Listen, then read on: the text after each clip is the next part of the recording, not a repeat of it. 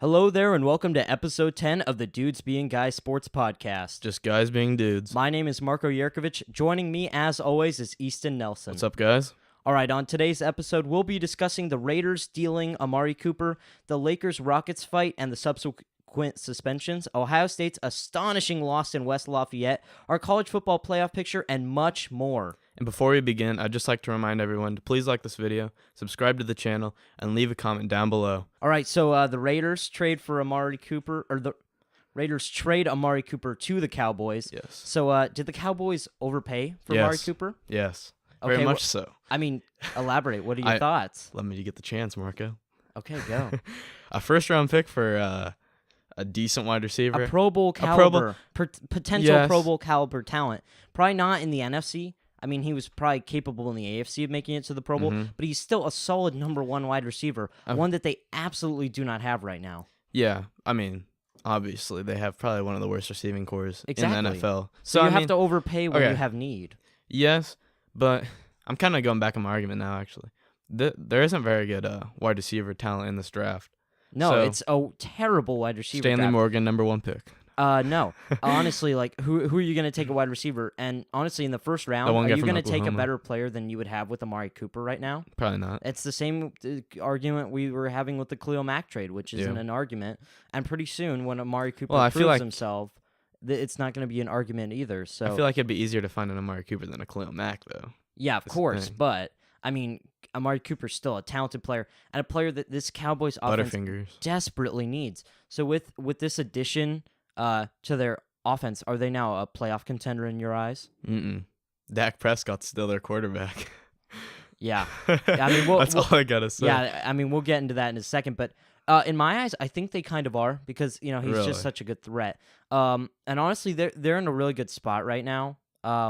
You know, Washington's leading the division and the Eagles are still a problem, but they have a chance, right? Not a great one, but a better one now. I mean, yeah, they still have a chance. But, yeah, go into what you said about Dak. In my opinion, these final, 10 games for them, this is do or die for Dak Prescott's Cowboy career. He has no excuses anymore. Exactly. Yeah. Well, he might not. Well, yeah. He has a top 3 running back in the NFL. A really solid receiver now. Top 5 offensive line. A really good offensive line. And a pretty solid defense. You have to admit, they have really great pass rushers. Byron Jones is And solid. Sean Lee at linebacker. So what I'm saying is Dak Prescott is out of excuses.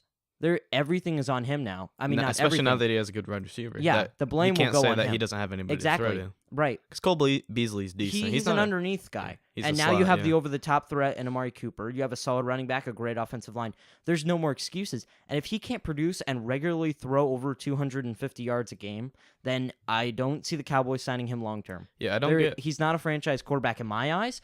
And to a lot of Cowboys fans, they're still riding that high of the rookie year. Yeah, the rookie year where they went 13-3. But I don't see him being their quarterback of the future. But I will say these next 10 games can go a long way in deciding his future. Yeah, definitely. I think. Well, first off, what happened in that rookie year? Like everybody had the hype. Well, no one had film on him. That's the thing. That's true. That's always the thing with new guys. Elliott was out for a long time too. And this past season, yeah.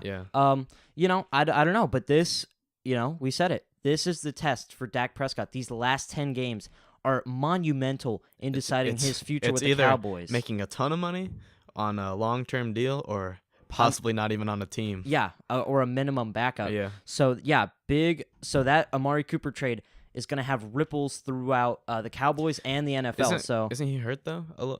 Was Cooper hurt? Amari Cooper? Yeah. Yeah, he had a concussion, but he's fine now. He's good now. So, yeah. So let's move on to some other big news now in the NBA.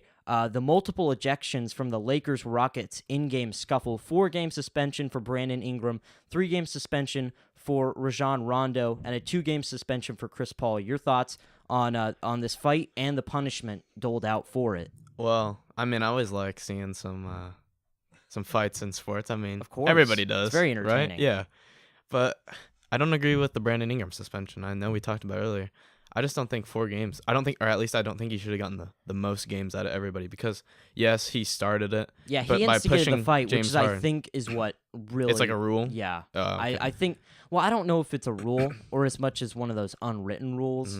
But I'm comfortable with the four-game I just suspension. think Rondo should have the most. Even though I'm on Rondo's side, I think he should have the most because he was the one that threw the first punch. Yeah. But Well, also let's get something straight that I think a lot of people have wrong. I don't think Rondo spit at Chris Paul.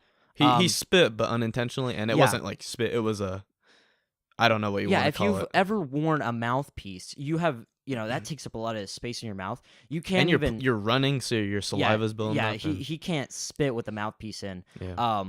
And honestly, it was probably inadvertent because he was just screaming at Chris Paul. But I think the suspensions are pretty adequate for what happened. And going back to I do enjoy seeing, because a lot of people think right now that the NBA is too soft and getting softer, and it's nice to see teams have a little bit jawing back and forth, even escalating to pushing and shoving. And it's especially strange to see it in between CP3's team and LeBron's team. Two guys are LeBron was helping banana his, boat his friends. friend instead of his teammates. I mean, so I liked seeing the fight, especially since no one got hurt, and the suspensions were pretty minimal. I mean, a couple of games for a couple of guys. But I like seeing the intensity, because people are saying in the NBA the regular season is mattering less and less, but this shows that they still care. Oh yeah, I mean, I So still that's like good. watching regular season. All right, so with that, let's move on to our first college football topic of the day, a really big one in terms of the playoff picture. We have Ohio State with a big loss to Purdue and West Lafayette. So with that, I have to ask you, what did this loss tell you about the Buckeyes? Well, they don't seem to be as good this year, honestly. Like past years, they've been top of the tier team, and they've had some scary moments in some not easy, but not like amazing games. Like against Minnesota, Minnesota played Ohio State pretty well for 3 quarters, and especially losing to Purdue. That's not the greatest team, I mean. But did you hear about that story about the kid? It's pretty crazy. The Purdue kid that had cancer. Yeah, they kind of littered the broadcast with that a lot. But I think honestly, this game tells you a lot about the Buckeyes because their secondary and their linebackers are defenses. slow. Yeah. It's unbelievable how slow they are, and their secondary can't tackle. Honestly, their defensive line is still the strongest part of their team. I don't want to make this about Joey Bosa leaving made their defense this bad. Draymond Jones, the defensive tackle, and Chase Young, the D end for the Buckeyes, were still chasing David Blatt all night. Okay, but the Buckeyes were just outplayed, and they just didn't give as much effort. Honestly, It's an exciting game to watch. it was a really exciting game to watch. And it was really low scoring for a long time, and then Purdue really just blew them out of the water. Yeah. So speaking of Purdue, can Purdue win the Big Ten West? I think they can, but I don't think they will.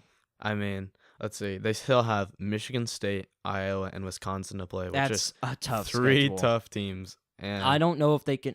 I don't even know if they'll win one of those. And not even those games. Who knows if they'll lose to? I don't know who else they play, but they could play like a mid-tier Big Ten team and still lose to them. Right, and that's the thing with Purdue. They'd They have to go could undefeated. very easily be undefeated. Yeah. Really, they had 3 really tough losses to start the season, all by a possession or less. But they control their own destiny, and that's probably the most I can say of a Purdue team this far into the season. I don't know, since Drew Brees was there. So they're gonna continue to get better. A shout out to the freshman wide receiver for Purdue, Rondale Moore, is a beast. Yeah, he is. I don't think Fast. he's gonna compete for the Blitnikoff Award. But he's probably gonna end up being first team All Big Ten, Oh, yeah. if not second team. And this shows that I mean, there's not really a bad team in the Big Ten now. I mean, with Maryland, Rutgers. Yeah, Rutgers. Wow. But other than that, They almost beat you could Northwestern argue this Nebraska, weekend.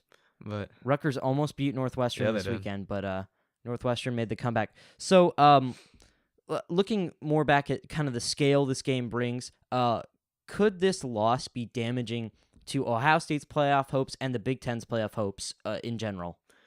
yeah, I mean, I don't think Ohio State will make it now because I mean, even though Purdue has a better team than they have in past years, it's still Purdue.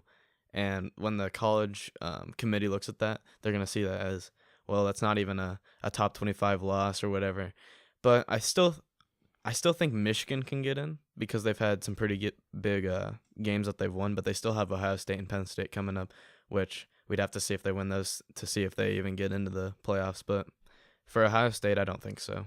Yeah, I agree with you completely. Ohio State, they still control their own destiny in the East, and of course then in the conference, but they've struggled so badly. We were watching week 1 of the college Mm-hmm. season together, and we were watching, and uh I think it was Oregon State, yeah. First game of the season for Ohio State, they put 31 on them, and you were like, it's fine. Ohio State scored 77, but I thought this is a cause for concern for the defense. And it's Mm-hmm. been all season. You talked about the Minnesota game. You forget about the Indiana game where Yeah. Indiana was really challenging them for almost 3 quarters. So this Ohio State team, I don't think they can make it into the playoffs because if you look back at last season, they had that really good, what is probably one of the better losses of last season against Oklahoma, right? Yeah. Planting the flag Yeah. game with Baker Mayfield. And that's a good loss to a team that eventually made it Also to in the the playoffs, playoffs, yeah. right? But then what kept them out of the playoffs was that, and what put Georgia, or I guess Alabama, you would say, in, was that 31-point loss, I believe it was to at Iowa, and that Mm-hmm. kept them out. I mean, that's an egregious loss. You can't have a loss that big and make it into the playoffs. Yeah. And now you will say, well, okay, this loss to Purdue, it's kind of in the same vein as that loss to Iowa by about 30 points at a Except Iowa was a mid-tier better Big Ten team. But here's the thing. People will say, well, there's no second loss. That Oklahoma loss, despite being good, was a second loss. But I'll tell you, instead of Ohio State having a second loss this season, Notre Dame's going to be undefeated. So that's a roadblock that Ohio State fans couldn't have even anticipated, but it's going to be a huge problem for them.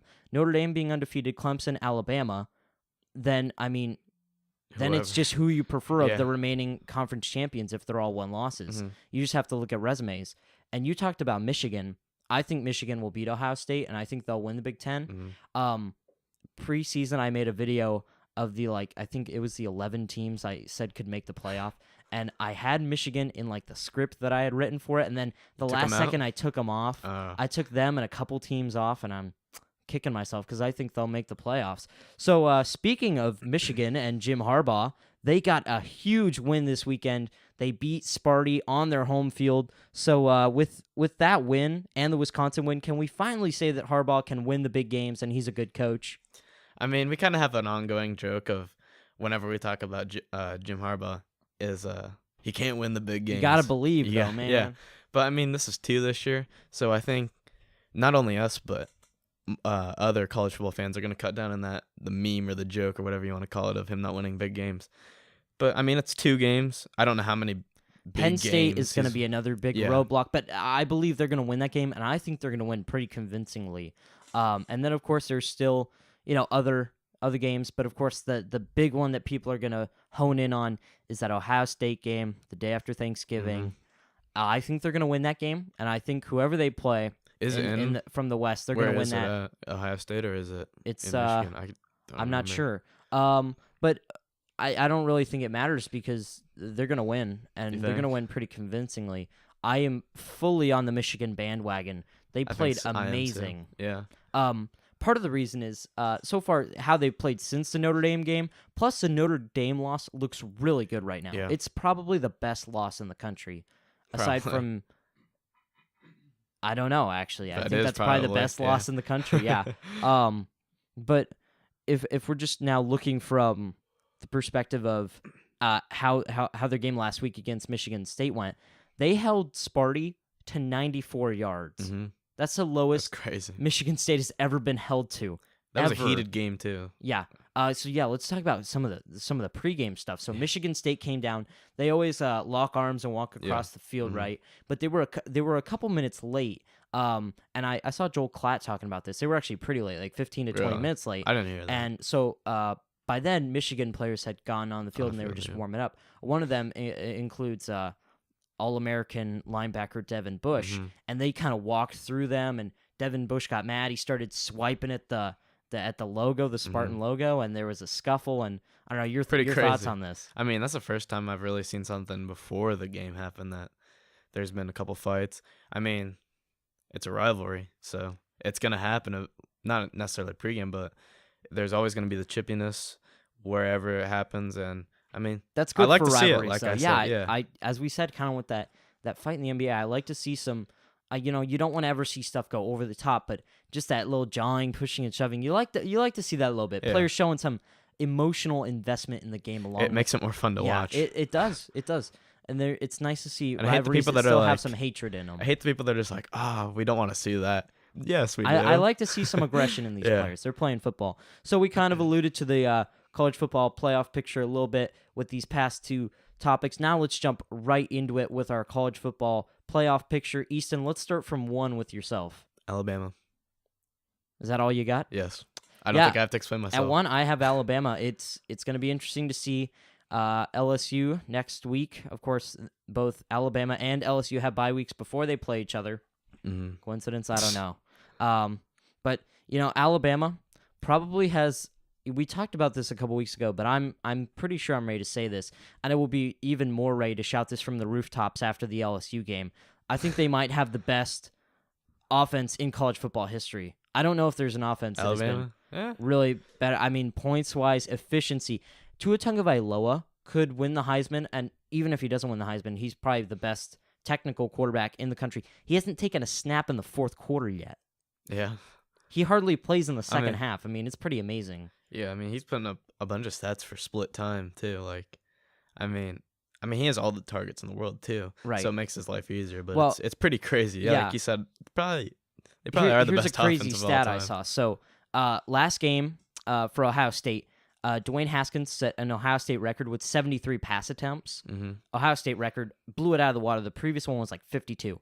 Anyway, so he had, I think, 400 yards passing in that game on... Was that against Purdue? Or? Yeah, against Purdue on 73 attempts.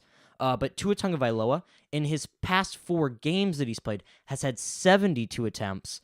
And get this, 1,300 passing yards. That's insane. I mean, the efficiency this man plays with is Haskins absurd. Isn't as good, obviously, either. But yeah, but I mean, it's crazy. So yeah, Alabama.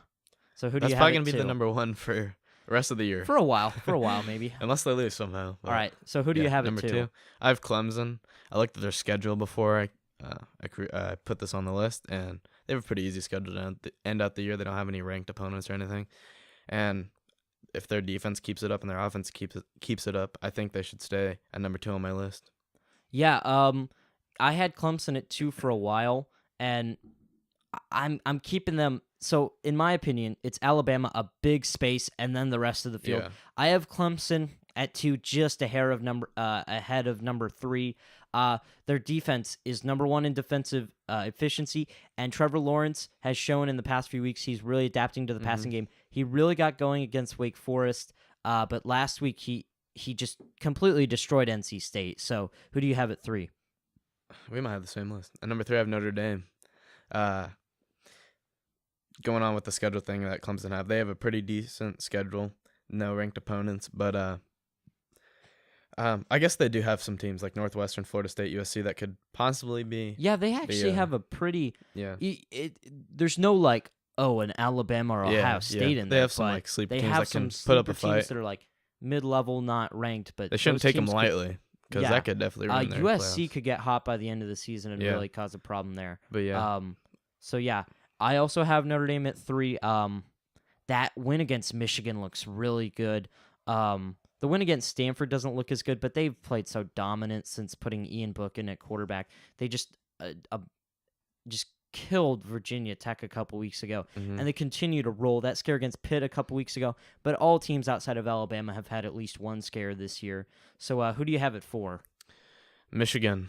And I know I said that they might not be able to get into the playoffs, but I think they're going to be able to do it, like you said too. But two big wins in a row for Harbaugh.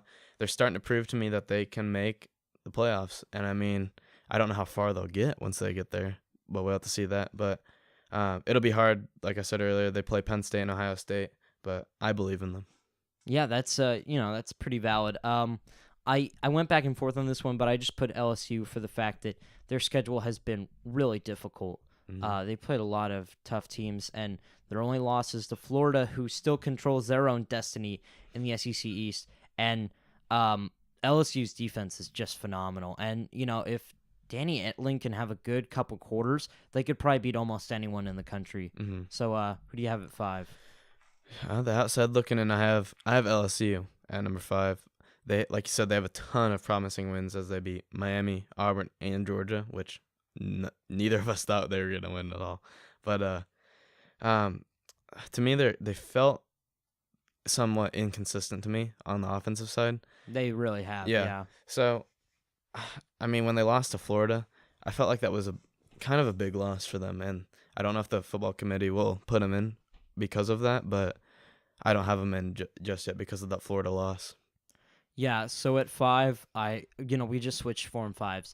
Michigan, for all the things you said, the one area of weakness for this team is offensive line, but they seem to do all right against Michigan State. But that defense is phenomenal. Mhm. Number 1 in almost every defensive category.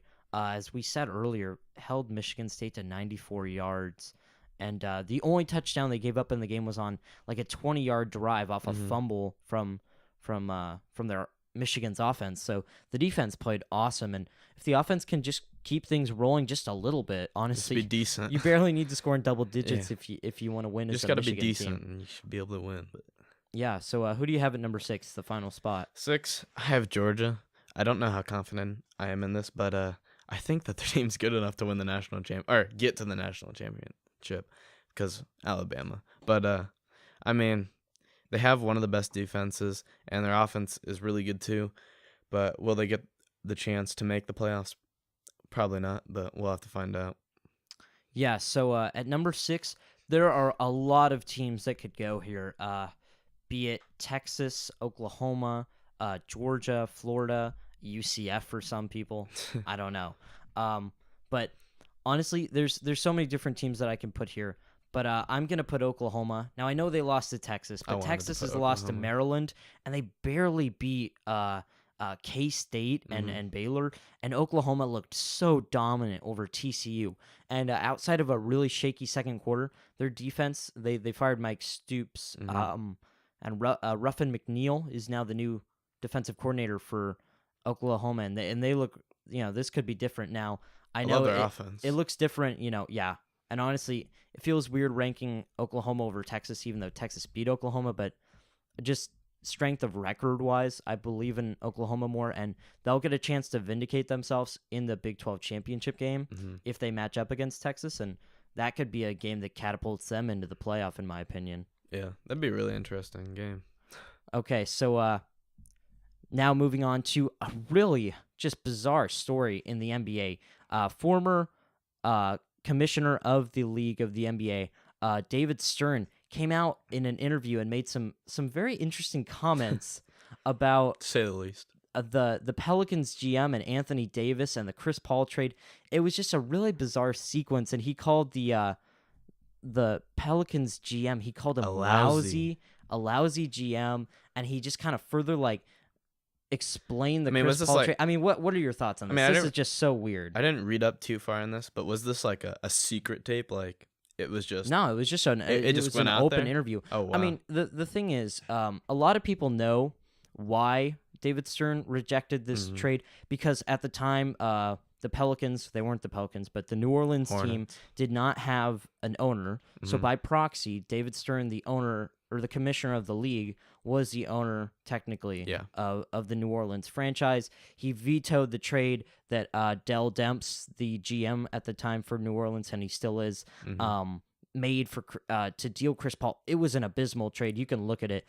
They trade Chris Paul and get back like Kevin They got Pau Walker. Gasol, didn't they? No, Who got Paul Pa- Gasol would go to the Rockets on that Rockets. one. There's going to be a graphic I'll put in the bottom right of the screen, and it's Mhm. just I think Lamar Odom. It's just a couple mediocre players, Yeah, and I it's just a terrible trade. And so you can see why David Stern said it was a lousy. vetoed it. and- Yeah. yeah. It totally makes sense, but I mean, You can't really just say that. yeah, I mean, he still has like emeritus status with the NBA. I Yeah. think he's still involved with the NBA Yeah. on a high levels. I see would him assume. sometimes at games, like Yeah, to show so, him like, on TV. This is absurd to hear from I mean, not the acting commissioner, but like A high, a high official. high official in the NBA. Like, I don't think I've ever seen this before. Yeah, I mean, it's so really strange. weird. Yeah, I mean, it's just not something you think that somebody that high up would say something like this. Like, Yeah, it seems really unprofessional, but I mean, Dell Demps is awful. he's not. And Yeah, the other not part, wrong. yeah, well, he's not wrong about that part, and he's Yeah. not wrong about the second part he said either, which is even more telling about Demps' future with the Pelicans. David Stern said that the Pelicans are going to lose Anthony Davis, which I can see it. But I can don't see it know. happening. I don't know yet, but I think it can happen. He's going to want to go to a bigger market. Who knows where he could end up, but if he doesn't get traded to the Celtics like people have been guessing for the last 3 Nah. years, he's going to end up somewhere. And Yeah. I don't think it's New Orleans. The thing, everybody's saying he's gonna leave though because, or they think they're gonna go to the Lakers because he dropped his Really? agent and signed to LeBron's Rich Paul. Aren't there a agent. lot of guys that Yeah, have signed with Rich That, Paul? but everybody's though? like, oh yeah, he's gonna go to the Lakers because he signed with Rich Paul. Come on. No. If he's Everybody's going to go anywhere, everybody's he's gonna go to to the Lakers. He's going to go to the I Knicks s- if he's every- going to a oh, big come on. market. Everybody says okay. it's the Celtics, Lakers, or Knicks. No. That's where everybody goes. They're gonna say, and I don't know. Usually never happens. I honestly, I don't really see him leaving the Pelicans, or I, I don't didn't want really him to think leave. They have about a it. good team. They have a good They're- team. what a are they, decent 3-0? team. Right now. I'm not sure. You could check that. But I'm not totally sold on him leaving. But these remarks from David Stern, kind of knowing his influence in the league, and he obviously has talked to people about this. Yeah. So it makes me concerned for Anthony Davis's Yeah, he's future probably the in person- New Orleans. Even though I wasn't concerned beforehand. So let's move on to the dude of the week. So I have some contenders. Easton, I'm gonna let you pick the dude of the week this week. We're gonna talk about the same one, or Yeah, I've Okay. got 3 guys here, and you're gonna pick who you think the dude of the week is. So I know first my off, pick. we have Blake Griffin, the power forward for the Detroit Pistons. He had 50 points, 14 rebounds, 6 assists in an OT win against Joel Embiid and the Sixers. We have Andrew Benintendi, the left fielder for the Boston Red Sox, who in his first World Series game ever went 4 for 5 with an RBI and brought in 3 runs of his own. He's the third player 23 or under to have 4+ hits in a World Series game. Lastly, we have Patrick Mahomes, who seems like he's a weekly candidate in the Due to the Week contest. He went 28 for 39, 358 yards, 4 TDs, 4 rushes for 45 yards as well in a win against the Cincinnati Bengals. Just a really bad blowout. yeah, it was. I didn't Yeah. even watch the whole game. Okay. So who do you pick?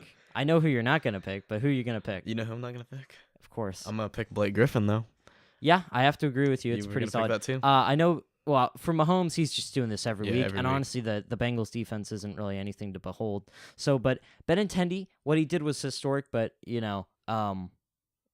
I guess It doesn't- almost any It doesn't player hold can as do it. much relevance as Yeah, these other 50 like we were talking points. about 50 earlier. points. I mean, That's that's a pretty- crazy. it's a good list to be on. Yeah, and everybody the past couple years have been saying, "Oh, Blake Griffin's on a decline. He's trash now or whatever." I Hey, mean, I had you the gotta, Pistons making the playoffs. Yeah, well, I think I man. did too. both But you got to did. think about it. Blake Griffin's been hurt the past 2 summers, so he couldn't do any training. He wasn't hurt this summer, so he had a whole summer to train and work on his game instead of rehab or whatever he had to do for his injuries before. And I mean, it's showing. He looks stronger. He's really improved his 3-pointer and his free throws though. Did you see what he was from free throw last night? What is 4 he? of 11? Oh, jeez. Like, That's I not mean, good. he hit him when it yeah. counted though. Yeah. So So Blake Griffin, dude of the week for episode 10. So before we go, we just need to acknowledge a Nebra- local sport. local team. sports news. Nebraska, they won a game. They beat Minnesota. Can't believe it. Handily.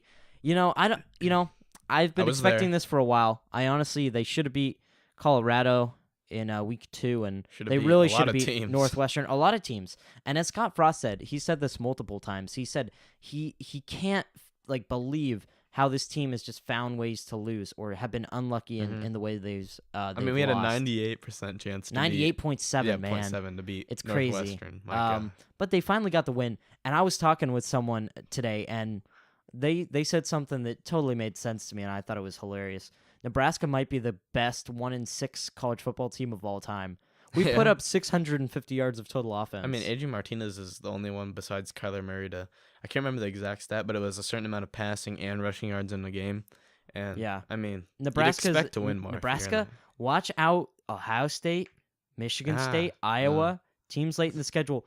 Nebraska's too offense. far. I don't know. Nebraska's offense can hang with just Ohio about State, I anyone. can actually see because their defense is Nebraska really put been up more struggling. than double the points Ohio State put up On against Minnesota. Minnesota. I mean, Watch us lose to Bethune Cookman or I whatever. don't even know how to pronounce it. I'm not even. I mean, gonna what are try. they? D3, D2? D1AA Oh, they're FCS. D1. Okay. Yeah. Okay. But yeah. So Nebraska won a game. I feel. Let's make I it feel, 2. I feel good about it. They're gonna win 2. I believe. I don't know You're gonna about win out? those games. No, not even close. Yeah, We'll beat no. Illinois. I don't know about Michigan State, Ohio State, Iowa maybe. I don't know. Iowa's But always a tough game to For matter sure, what the Illinois records are. and the BC. Yeah. Whatever. All right, so that's it for episode 10 of the Dudes Being Guys Sports Podcast. I'm Marco Yurkovich. Joining me, as always, was Easton Nelson. Thank you, and we'll see you guys next week. Peace out.